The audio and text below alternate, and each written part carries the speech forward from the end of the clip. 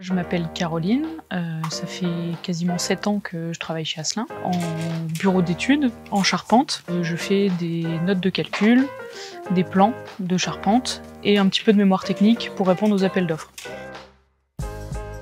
À partir du moment où on décroche le chantier, dès le démarrage, on va faire un diagnostic des charpentes, on va établir un état sanitaire et un état projeté. On prend toutes les dimensions des charpentes, on relève également toutes les dégradations qu'on constate. Si une pièce est cassée ou si la pièce est fortement déformée. Donc en fait ça c'est des plans de relevé qui ont été faits sur un chantier avec le chargé d'affaires. Ça me donne normalement toutes les informations. Donc là on a les élévations de toutes les fermes donc qui composent la charpente, avec les cotes à chaque fois, qui me permettent de positionner les poteaux.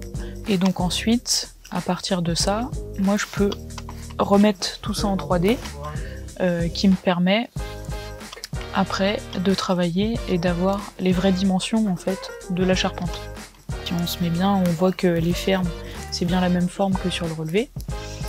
Et par contre, la modernité, elle est amenée par l'ajout donc de tirants métalliques. Donc en fait, on a une ferme sur deux qui est tronquée et qui est un petit peu suspendue par les deux qui sont de chaque côté.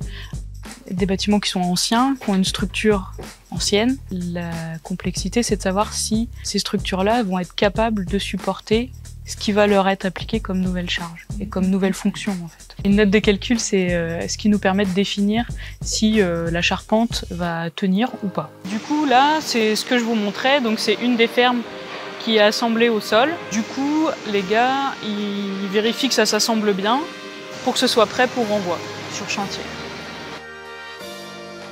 Ce qui fait que je suis passionnée par mon métier, c'est essentiellement les bâtiments sur lesquels on intervient et la spécificité du travail de la charpente, parce qu'on intervient vraiment sur des charpentes spécifiques qui n'ont rien à voir avec celles des bâtiments qu'on construit aujourd'hui, et surtout le maintien des techniques d'autrefois un petit peu qu'on essaye de remettre en œuvre, tout en prenant en compte les nouvelles technologies et les nouvelles méthodes qu'on a à disposition.